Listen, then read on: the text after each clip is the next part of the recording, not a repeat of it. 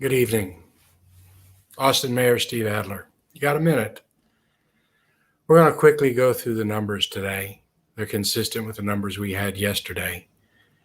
And then I'm going to talk briefly about the day's events, about the lawsuit filed by the governor in response to our orders, and the court hearing tomorrow. Let's begin by taking a look at the numbers. As we do, we're going to begin with the dashboard that we always start with. Here we have the new admissions, 79. You'll recall that yesterday that number was 68. The 7-day moving average has gone up to 64.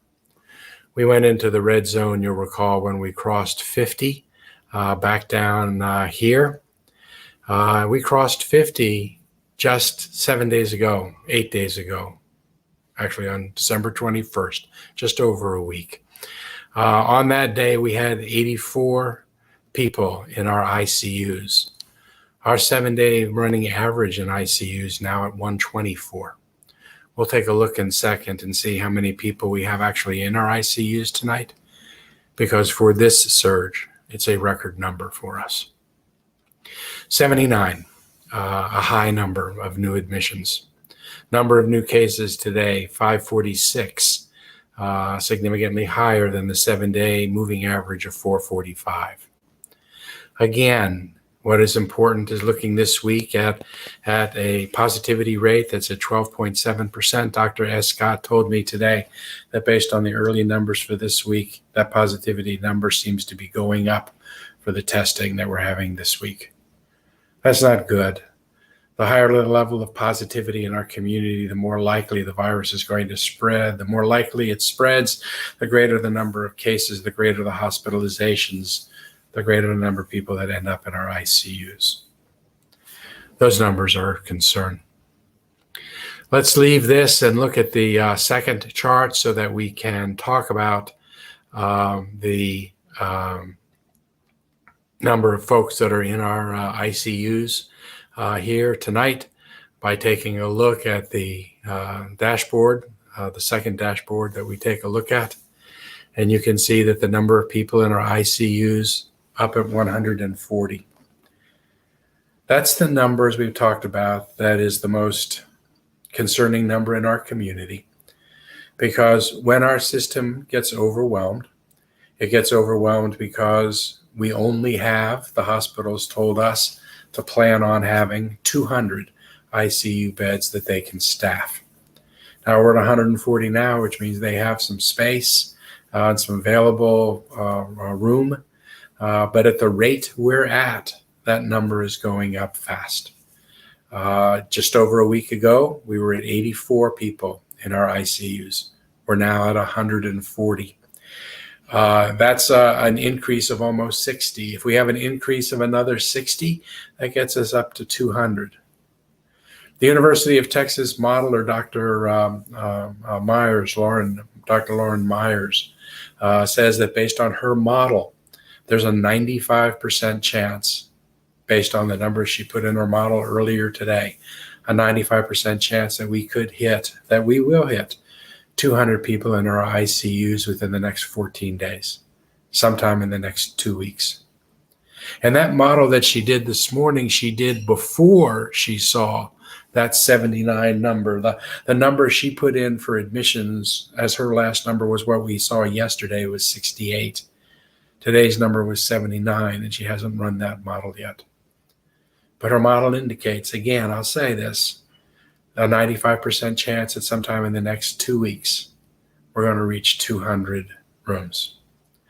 I point out to you that tonight we went over 50,000 cases in our city, 50,194.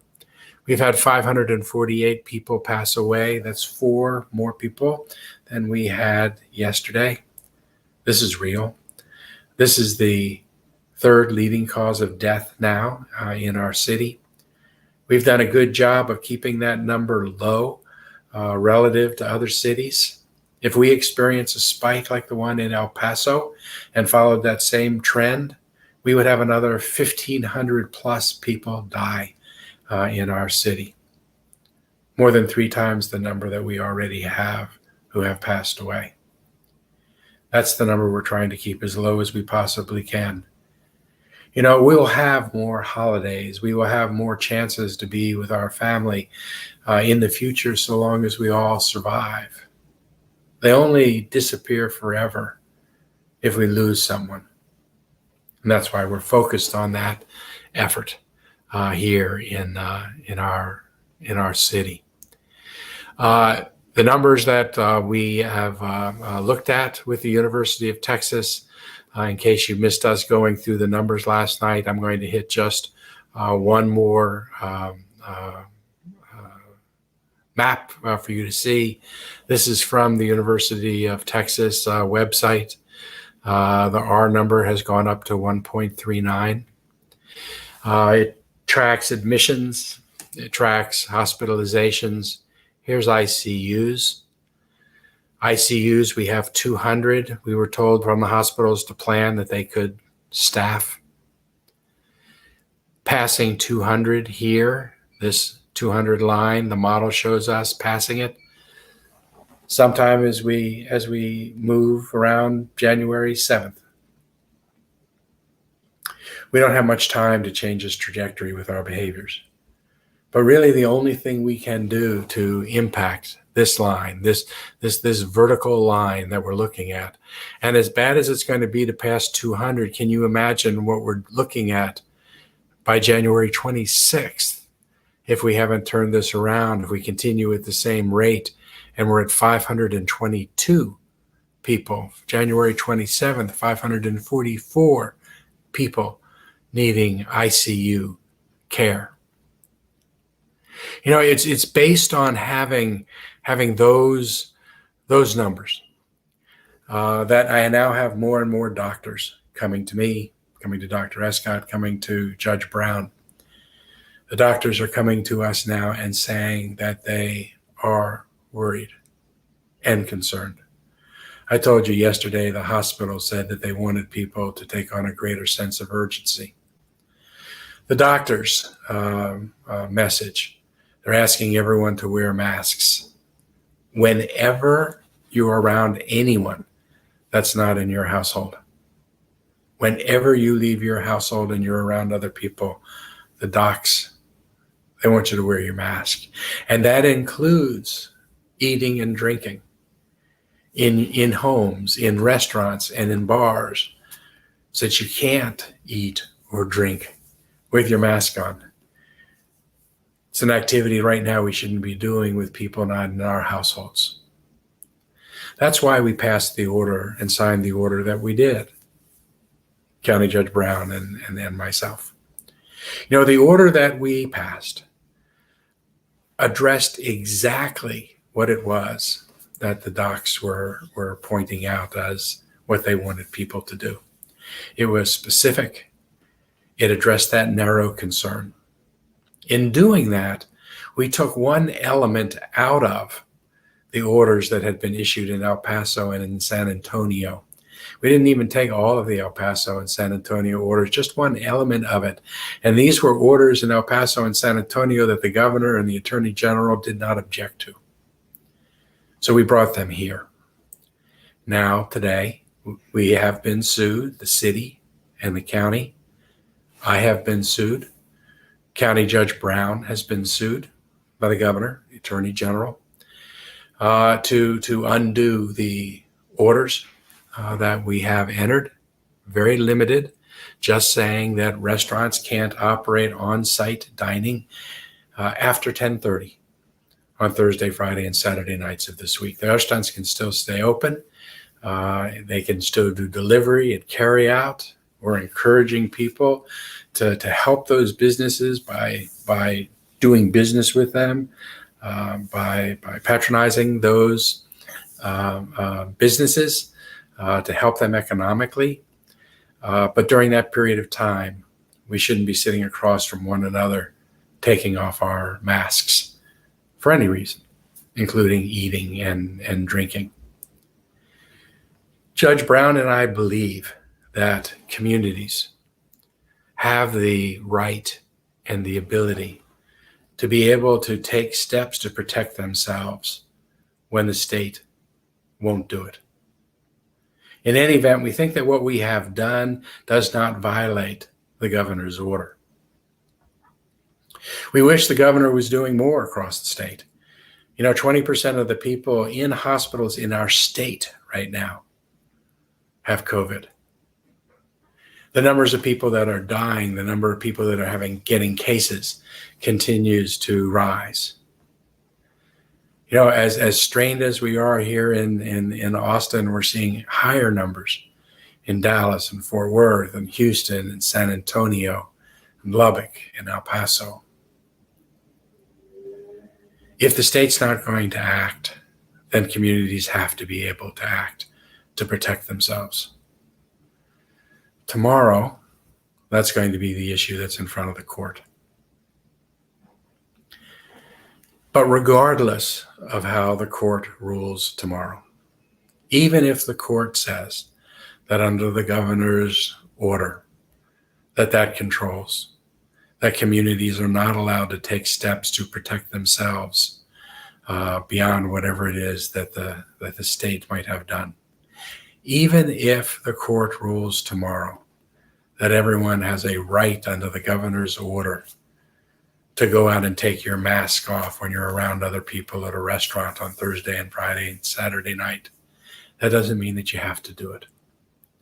We're asking everybody in this community to really think hard about what they're doing, about what they can do to contribute during this peak time to keep people in this community as safe as possible, to save as many lives as possible. We're asking for businesses to consider not only the horrible economic impact directly on their business that the communities need to help offset as best we can, but we're asking everybody to do everything they can to try to save as many lives as possible. We have entered orders today or yesterday that were not political in nature.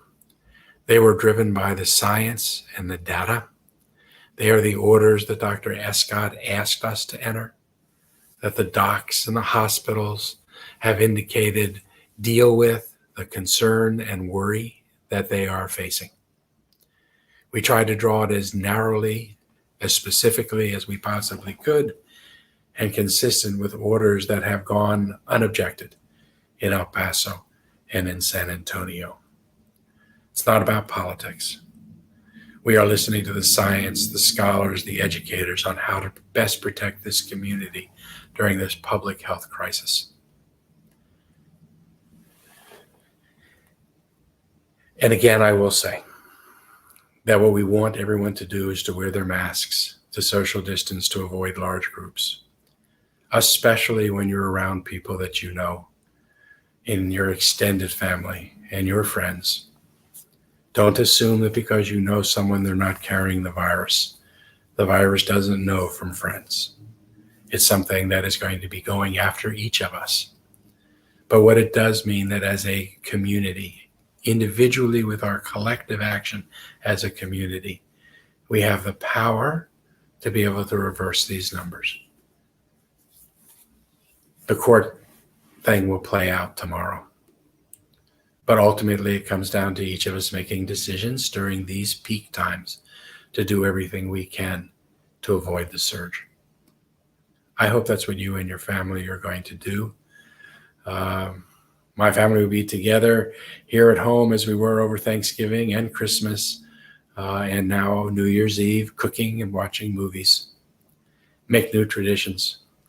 Let's preserve as many of our family and friends as we can just to celebrate many New Year's Eves into the future. Y'all take care. Good night and Happy New Year.